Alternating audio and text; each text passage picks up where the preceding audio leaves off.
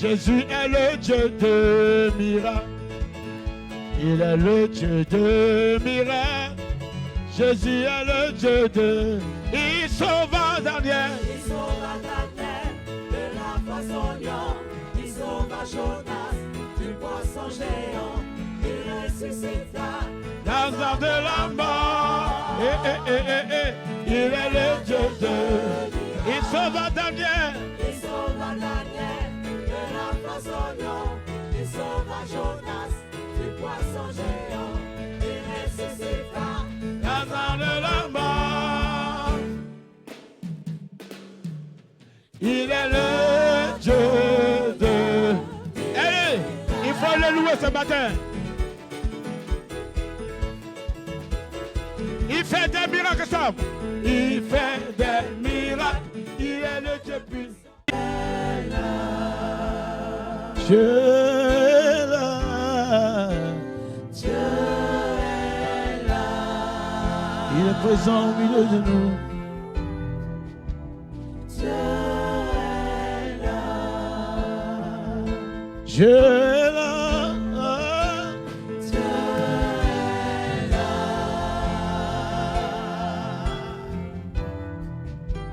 Dieu est là. Dieu est là. Dieu est là.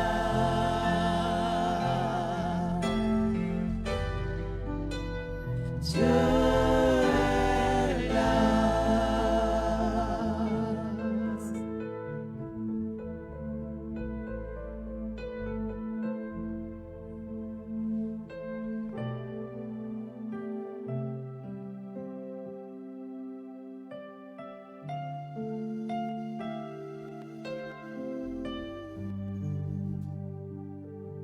Alléluia. Alléluia. Pour la victoire de la croix. Pour la victoire de la croix. Il est vraiment ressuscité. Tu es ressuscité. Merci Jésus. À jamais couronné.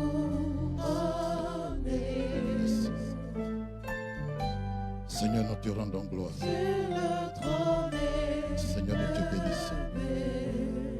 Merci Jésus. Merci pour ta présence, Seigneur. Merci pour ces instants, Seigneur éternel Dieu. Merci pour toutes choses. Alléluia. Merci pour ta grâce. Merci Jésus. Merci Jésus. Merci Jésus. Merci Jésus. Merci Jésus. Merci Père pour toutes choses. Oh Seigneur notre Dieu, notre Père, nous voulons te rendre grâce pour ces instants, Seigneur, que tu nous donnes. Et merci pour ce temps de culte à ton honneur, Seigneur. Merci parce que tu prends plaisir, Seigneur, à l'adoration de ton peuple. Tu prends plaisir à la louange de ton peuple, Seigneur. Merci parce que c'est l'instant où, Père éternel, tu parles.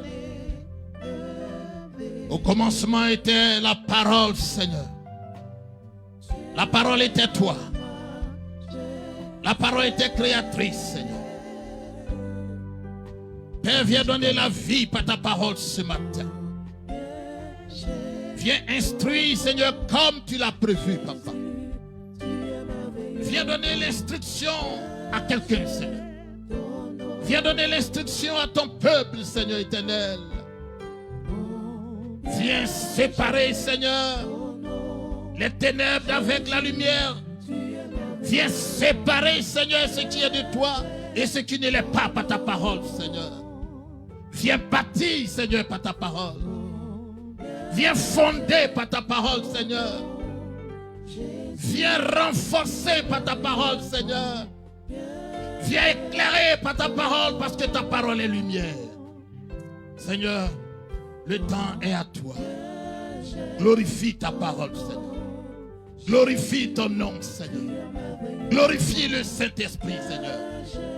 Et que toutes choses soit pour ta seule gloire. Au nom de Jésus, nous avons prié. Et quelqu'un dit avec moi, Amen. Est-ce que tu peux acclamer le Seigneur Jésus-Christ de Nazareth? Alléluia.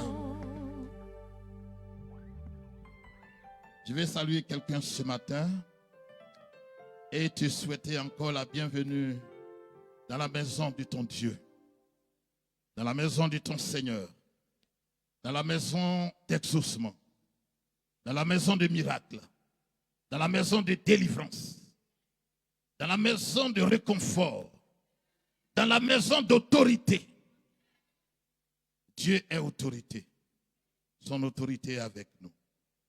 Alléluia. Nous allons pendant quelques minutes partager la parole de Dieu ensemble. Et ce que nous sommes en train de voir, c'est que cette année, nous avons une vision. La vision de cette année, c'est que nous devons faire l'œuvre de notre Dieu. Quelqu'un dit l'œuvre de mon Dieu. Nous devons agrandir le royaume de notre Père par le travail dans son champ. Nous devons être des acteurs d'accroissement du royaume de Dieu. Et au-delà de ces choses, Dieu nous a promis la récompense.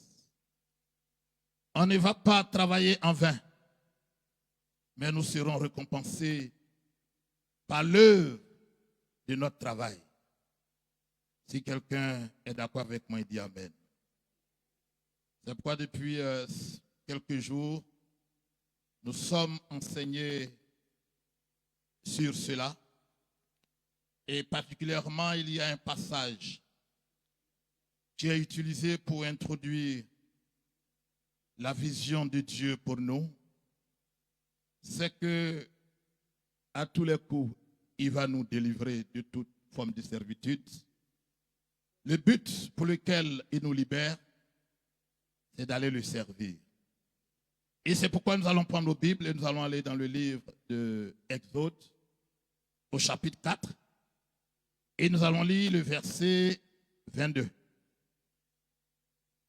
que nous avons lu le dimanche passé et que nous avons vu encore le dimanche passé. Et nous lisons la parole de Dieu. Exode chapitre 4, verset 22e. Il dit, tu diras à Pharaon, ainsi parle l'Éternel. Israël est mon fils, mon premier-né. Verset 23. Je te dis de laisser aller mon fils pour qu'il me serve. Si tu refuses de le laisser aller, voici, je ferai périr ton premier-né. Quelqu'un dit Amen à la parole de Dieu. Alléluia. Voilà l'histoire de la délivrance du peuple d'Israël. Dieu a appelé Moïse pour cette mission. Pour que Moïse soit le porte-parole de Dieu. Que Moïse soit l'instrument que Dieu utilise. Parce que Dieu lui-même, il avait déjà décidé, il a dit qu'il a entendu le cri du peuple de Dieu. Qu'il a entendu les cris que lui font pousser ses oppresseurs. Et lui-même, Dieu, il est descendu pour délivrer son peuple. Donc, vous voyez que là, ce n'est pas le combat des hommes. C'est le combat de Dieu lui-même. Dieu a l'agenda de la bataille. Et il a les instruments de la bataille. Mais il devait se choisir un homme qui va être son représentant dans cette bataille. Il sait qu'il a déjà mis tout en place. Et là, il arrive. Il parle à Moïse pour que Moïse fasse la commission à Pharaon. Au stade où ils étaient arrivés, ce n'était pas une affaire de négociation. C'est des instructions, c'est des mises en garde que le Seigneur a données à Pharaon au sujet de son peuple. Et là, il n'utilise plus le thème peuple. Il utilise un thème particulier. Il dit Israël est mon fils, mon premier-né. Et il dit à Pharaon que tu dois laisser aller mon fils, mon premier-né. Dieu tient beaucoup à cette filiation du fils. On a vu Jésus, après son baptême, la voix se fit entendre du ciel. Et la voix dit, voici mon fils bien-aimé, en qui j'ai mis toute mon affection. Là, Jésus s'apprêtait pour la grande mission de sa destinée, pour la grande mission pour laquelle il a connu toutes ces choses. Et si il regarde et il parle à Pharaon pour dire que le peuple dont je te parle, en réalité, c'est mon fils. Mais si tu refuses de laisser aller mon fils, mon premier-né, moi je ne vais pas seulement attraper ton fils, je ne vais pas seulement attraper ton premier-né, mais je vais le faire périr. Donc quand il s'agit du Fils de Dieu, la bataille prend une autre dimension. C'est pourquoi, enfants de Dieu que nous sommes, nous ne devons pas jouer avec notre statut de fils de Dieu. Nous ne devons pas voir ce statut avec faiblesse. Ce n'est pas un statut que nous négocions, mais c'est un statut que nous avons acquis par notre foi en Jésus-Christ. Parce que la Bible déclare que pour tous ceux qui ont reçu la parole de Dieu, pour tous ceux qui ont cru au nom de la parole qui a été annoncée, ils ont reçu le pouvoir de devenir enfants de Dieu, lesquels sont nés non du sang, ni de la volonté de la chair, ni de la volonté des hommes, mais de Dieu. Donc je m'en vais ce matin encore te rappeler que tu es né de la volonté de Dieu. Tu es devenu fils de Dieu. Tu es devenu propriété de Dieu. Tout ce qui te concerne Dieu. Tout ce qui est à ton sujet est la préoccupation de Dieu. C'est pourquoi ce matin, avant d'aller plus loin, je veux dire ceci. Israël était en esclavage, mais Israël était profitable à l'Égypte, d'abord par la main d'œuvre que ce peuple-là constituait, par l'intelligence que ce peuple avait. Ce peuple était une source de bénédiction pour l'Égypte. Ce peuple avait une importance capitale dans le progrès économique, dans le progrès structurel de l'empire égyptien. Donc Pharaon n'avait pas intérêt à ce que ce peuple lui échappe. Pharaon n'avait pas intérêt à ce que cette main-d'œuvre parte, à ce que cette matière grise bénie par l'Éternel lui échappe. Pharaon était prêt à tout mettre en œuvre pour résister à la volonté de Dieu, à à l'appel de Dieu pour laisser aller son peuple. C'est pourquoi Dieu s'est levé et il a haussé le ton. Il a dit, assez, c'en est assez. Je te l'ai dit maintenant, laisse aller mon peuple pour qu'il me serve. Mais si toi tu refuses de le laisser aller, ton fils, ton premier-né, je le ferai périr. Oui, là où nous sommes arrivés, les batailles dans lesquelles nous sommes arrivés, il est temps de hausser le ton. Il est temps de dire ce que nous sommes à l'ennemi de notre destinée. Il est temps de dire à l'ennemi de notre destinée qui nous sommes en réalité. Nous sommes fils de Dieu. Nous sommes enfants de Dieu. Nous sommes nés de la volonté de Dieu. Nous sommes adoptés par Christ. Nous avons l'héritage que Dieu a promis à son peuple. Nous ne sommes pas des sous-enfants, mais nous sommes des fils, des filles, des enfants légitimes de Dieu au même titre que Israël. Est-ce que nous prenons conscience de ce privilège, de cette position que nous avons en Christ?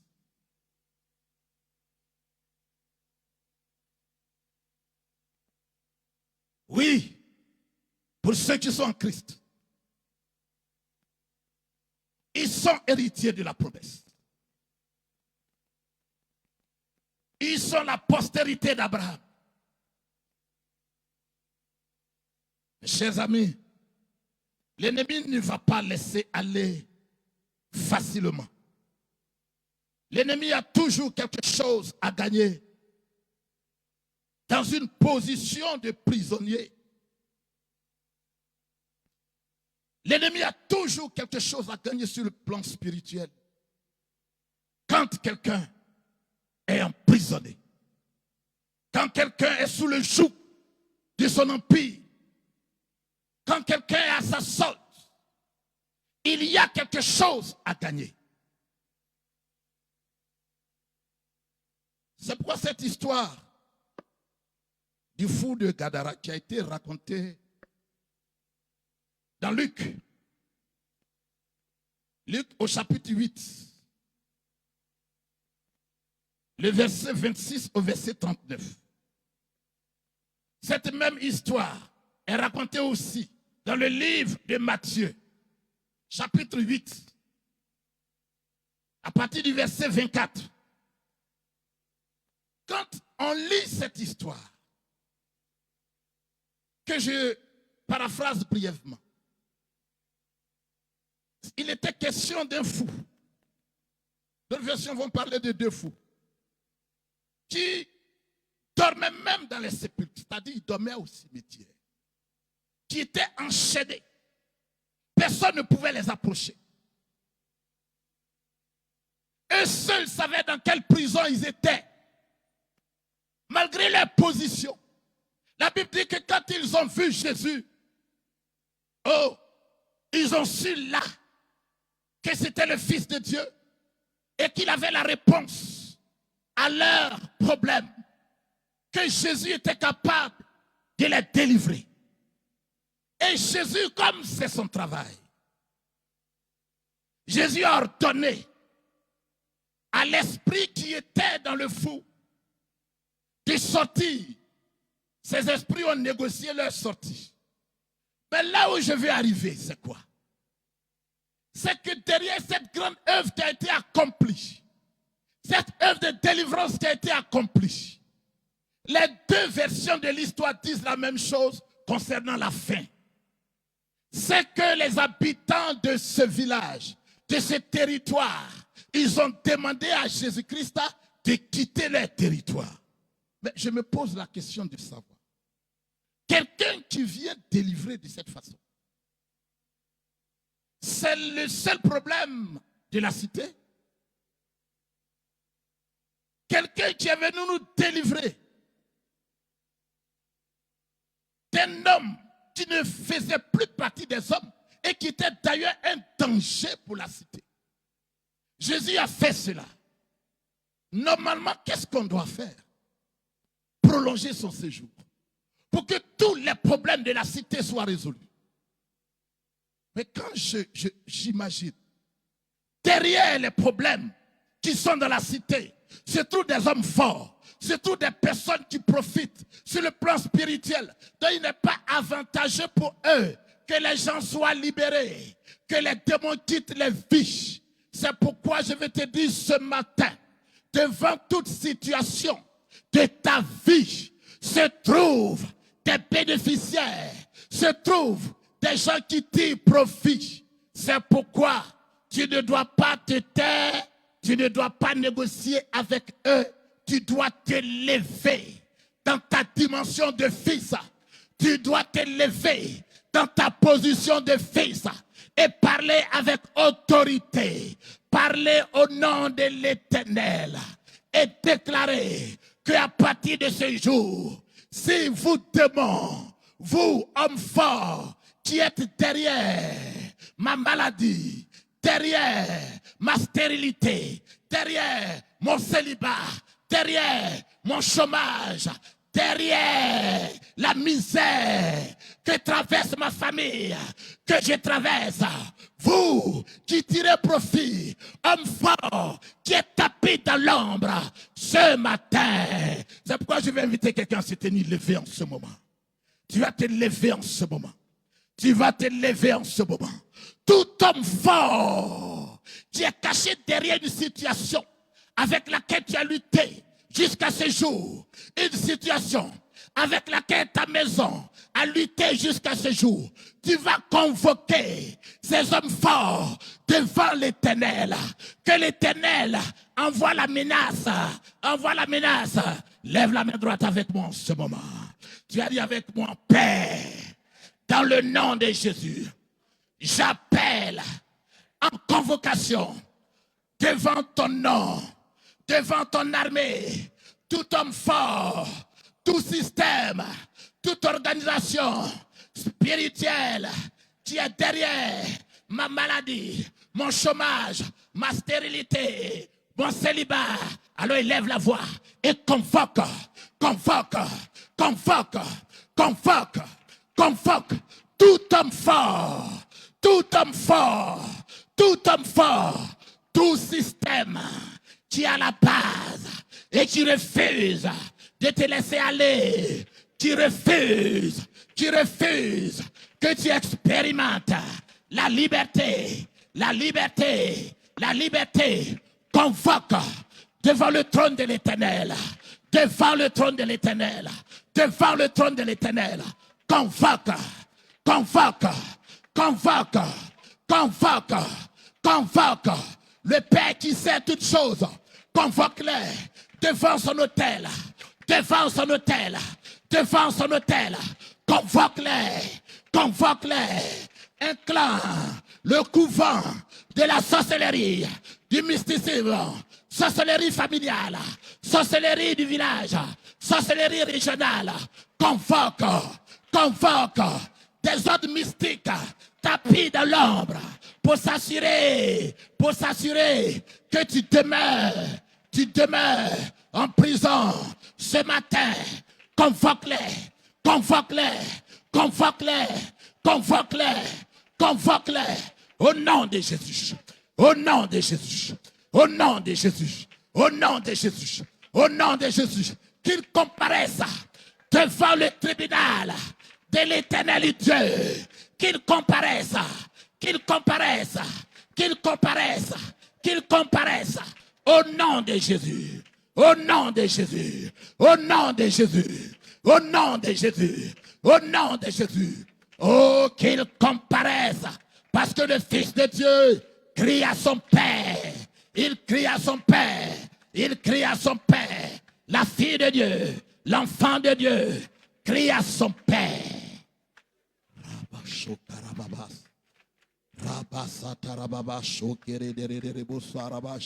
Rekatarabababa soterederedere lo sori karababash. Renta karabababash.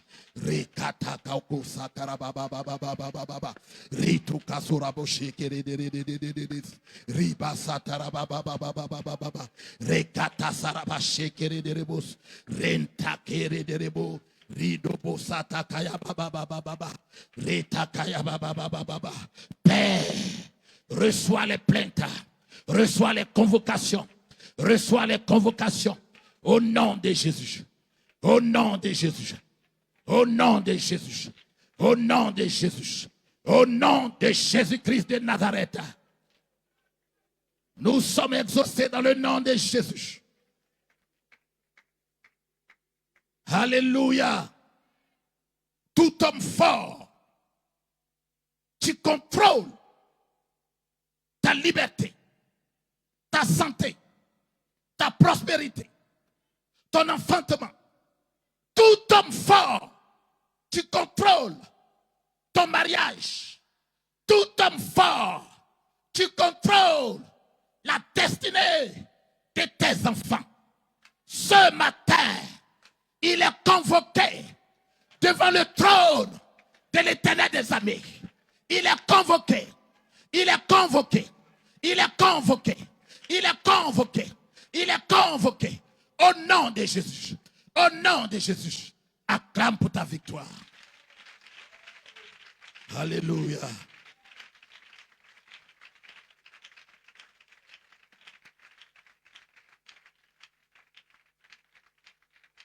On va se rasseoir dans la présence de notre Dieu. Dieu a menacé. Pharaon voyait qu'il allait tout perdre s'il laissait encore le peuple sous sa domination. Parce que plus fort que lui a parlé maintenant, plus autorisé que lui a parlé, et plus propriétaire que lui d'Israël a parlé. Donc plus propriétaire que l'homme fort de ta destinée va parler. Il va parler. Il va parler. Il va parler. Il va parler. Parce qu'il s'agit de l'enfant de Dieu que tu es. Ordre est donné au monde spirituel.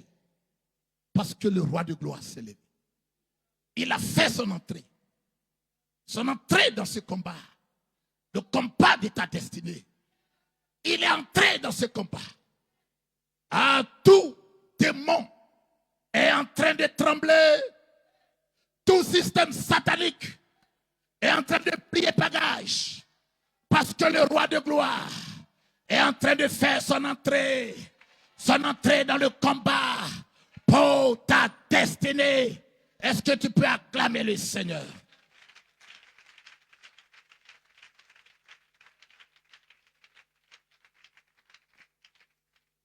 Alléluia. Oui. Laisse aller. Si tu ne laisses pas aller, je vais faire périr ton fils, toi aussi, ton premier-né. Ainsi donc, nous connaissons la suite de l'histoire. Beaucoup de choses sont arrivées. Beaucoup de plaies ont été utilisées. Jusqu'à 10 plaies. Mais au finish, celui qui avait le timing du combat, celui qui savait comment le combat allait terminer, il a fini par triompher. Et Israël a traversé la mer Rouge. Celui qui est créateur de toutes choses, il est venu modifier l'environnement de la mer Rouge pour son peuple. Son peuple a traversé à sec parce qu'il était là. Tu vas traverser à sec. Là où on pensait que tu allais te noyer, là où on pensait que tu allais mourir, tu vas traverser à sec et tu vas arriver à ta délivrance. Tu vas arriver à ta liberté. Personne ne pourra t'empêcher parce que le roi de gloire a fait son entrée. Celui qui maîtrise la météo, celui qui maîtrise la végétation, celui qui a créé toutes ces choses, il est en tête de la bataille pour ta destinée. Sa parole compte. Sa parole compte. Et sa parole va accomplir la délivrance pour toi. Pharaon et son armée, ils n'ont pas eu peur. Malgré toutes ces mises en garde, de poursuivre jusqu'au niveau de la mer. Arrivé là, Dieu va faire la différence entre ce qui est pour lui et ce qui ne l'est pas. Ce qui est pour lui est parti. Ce qui n'est pas pour lui voulait suivre. Ce qui est pour lui, ce qui n'est pas pour lui, s'est noyé dans la mer. Pharaon, son armée, tous ses chars se sont noyés dans la mer. Parce que la métamorphose du moment n'était pas pour eux. La métamorphose du moment était pour son peuple, était pour son fils, était pour son premier-né. La métamorphose du temps à partir de maintenant est pour toi.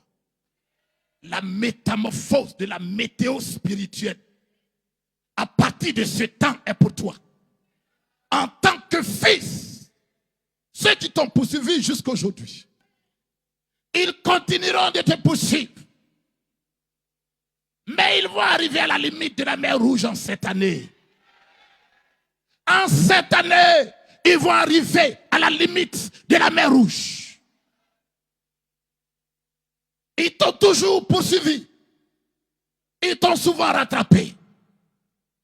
Mais cette année, pendant que la parole est relâchée, pendant que nous sommes connectés à la météo du ciel, pendant que la parole de l'Éternel est relâchée pour dire à tout ennemi de ta destinée de te laisser aller, le châtiment de la mer Rouge n'est pas loin pour eux.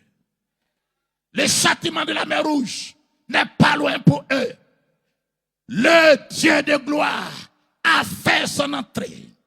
C'est lui seul qui connaît les armes qu'il va utiliser.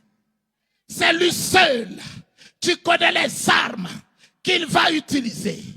L'ennemi de ta destinée n'a aucune idée. Aucune idée. Aucune idée. Aucune idée. Aucune idée. Parce que l'ordre est donné depuis le ciel. L'ordre est donné à toute entité de te laisser aller. De te laisser aller. Pour que tu puisses servir librement ton Dieu. Pour que tu ne penses plus à ce dans quoi tu es. Pour que tu ne penses plus à ta condition. Mais que ta condition soit derrière toi. Et que tu te consacres librement. Librement à servir Dieu. À donner ton temps pour Dieu. À donner ton cœur pour Dieu. À donner tes émotions pour Dieu. C'est là que Dieu veut t'envoyer. C'est là qu'il veut t'envoyer. Il t'enverra. Tu arriveras. Parce que toutes les oppositions sont menacées. La bataille a pris une autre tournure. La bataille a pris une autre dimension. La dimension de l'autorité divine. La dimension de l'autorité divine. Et ce que je vais te dire, ne crains point. Peu importe la durée, ne crains point. Peu importe l'ampleur, ne crains point. Peu importe le nom de la situation, ne crains point. Crois seulement. Crois seulement. Tu te lèves, tu ne vois rien, tu crois. Tu te couches, tu ne vois rien, tu crois. Tu es oppressé, tu ne comprends rien, tu crois.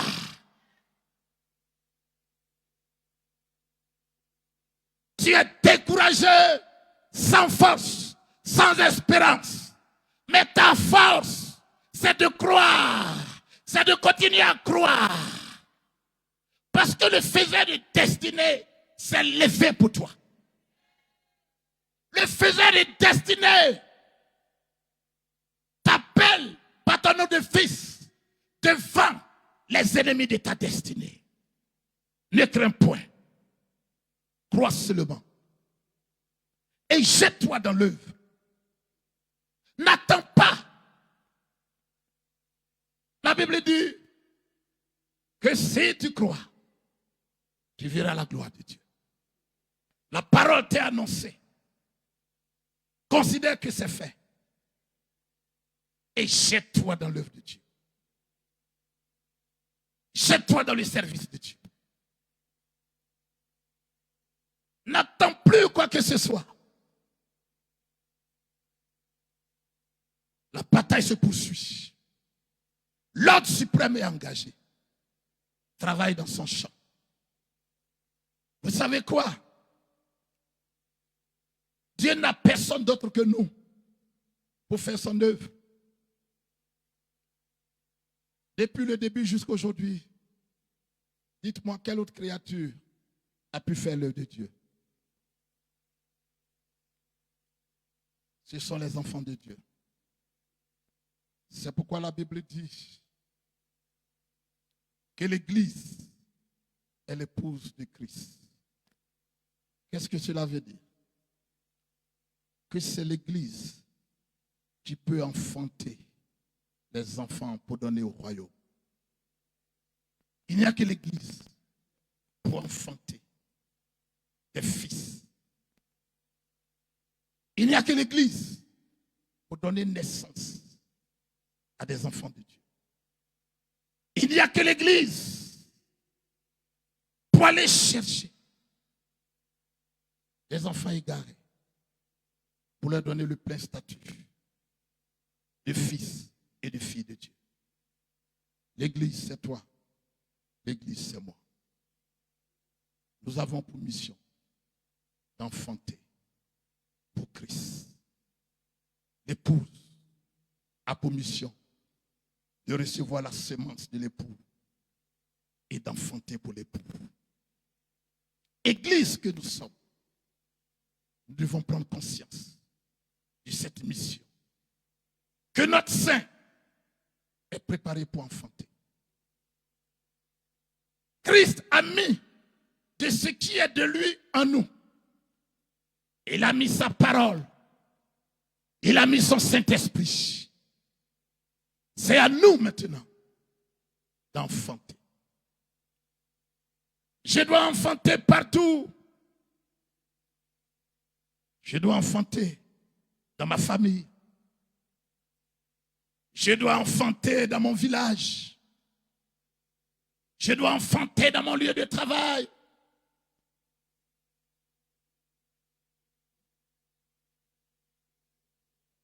C'est en faisant l'œuvre de Dieu que nous parvenons à la réelle sanctification. Que nous donnons la chance à Dieu de nous utiliser en renonçant à nous-mêmes, en disant à Christ, me voici. L'heure est arrivée où des fils et des filles doivent prendre leur place, doivent s'approprier.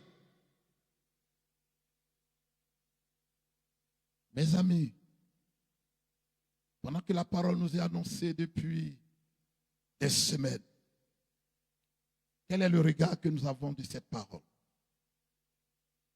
Est-ce que nous sommes en train de nous préparer véritablement? Chaque jour qui passe, c'est une opportunité qui passe. C'est une opportunité d'enfantement qui passe. Depuis les semaines, Est-ce que nous avons commencé à organiser notre agenda personnel, à être utile dans le champ, à être utile dans la procréation? Dieu nous a déjà parlé. Tous les milieux dans lesquels nous sommes représentent un champ d'enfantement pour nous. Personne n'a d'excuse. Si réellement nous sommes des fils et que nous faisons partie du corps de Christ, que nous faisons partie de l'Église et que nous faisons partie de l'épouse de Christ,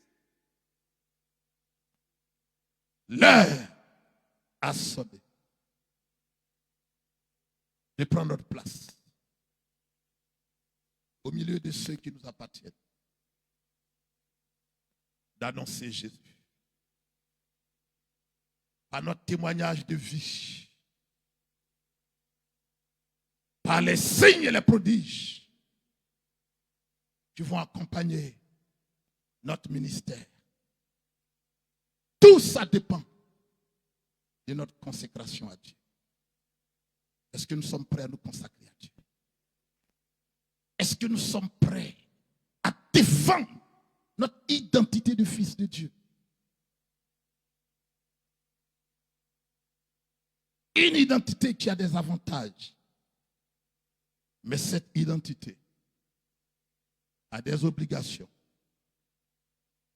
Ce ne sont pas des obligations forcées en tant que telles, mais c'est une obligation d'existence. Parce qu'en réalité, c'est ce pourquoi nous existons. Quand tu vas commencer à considérer réellement ta position,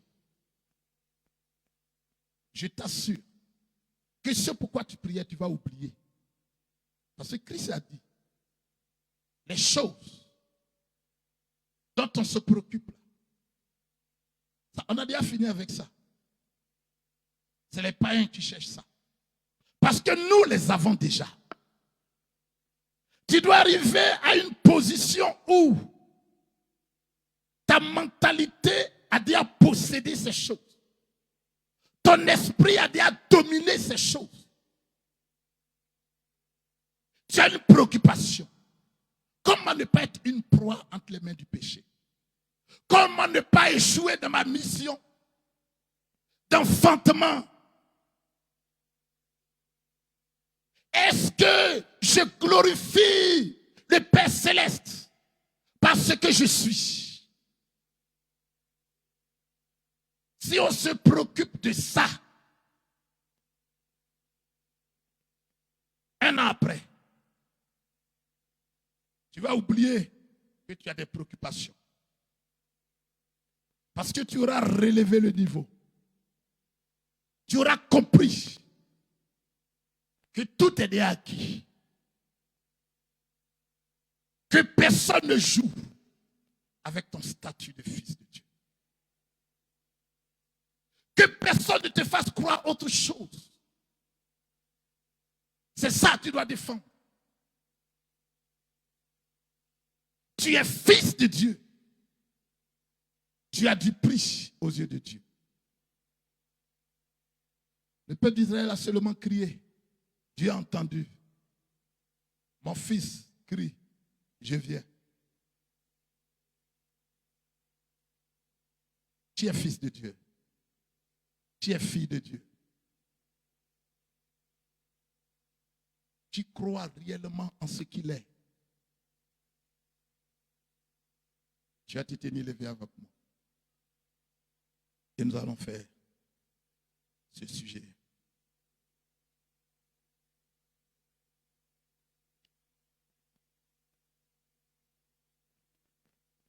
Tu as dit avec moi, Père, dans le nom de Jésus, je proclame solennellement ce jour devant ton assemblée que je suis à toi. Mes batailles sont en tes mains. Père, mon esprit est en tes mains. Ma vie est en tes mains. Père, sanctifie ma vie. Sanctifie mes pensées. Sanctifie mon cœur. Sanctifie mes émotions. Sanctifie ma langue. Sanctifie tout ce qui est en moi. Et que je sois jugé digne d'être appelé ton fils. Élève la voix et maintenant parle à Dieu. Que le Seigneur te rappelle constamment ce que tu es.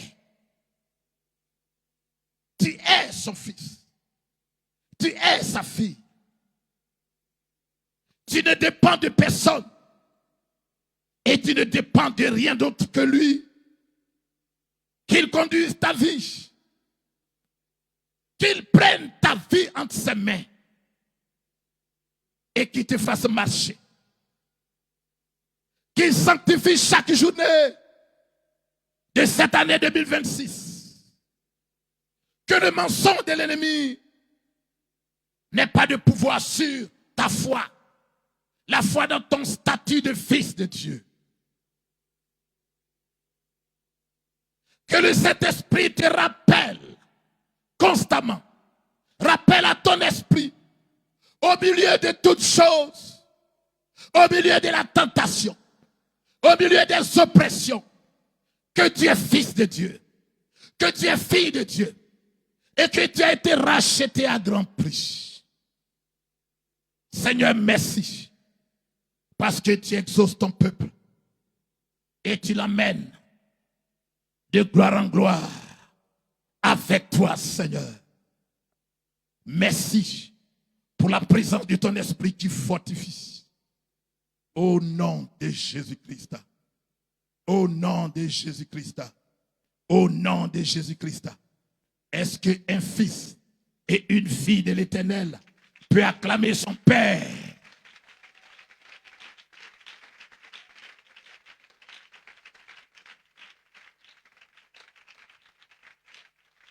Alléluia. Alléluia. Fils de Dieu, tu es béni. Fille de Dieu, tu es béni. Que le mensonge de l'ennemi n'ait point accès à ta pensée. Que le mensonge de l'ennemi soit dévoilé chaque jour. Et que tu marches la tête haute. Et que tu proclames que tu es fils et que tu es fille de Dieu. Que Dieu nous bénisse. Alléluia. Toi Jésus, que je loue sur cette terre, alors pourquoi je vis? Car je suis né Pour te louer, je suis né pour te louer, je suis né pour te louer, oui je suis né pour te louer, tu m'as appelé tu m'as choisi tu m'as créé je suis né tu m'as appelé tu m'as choisi tu m'as créé je suis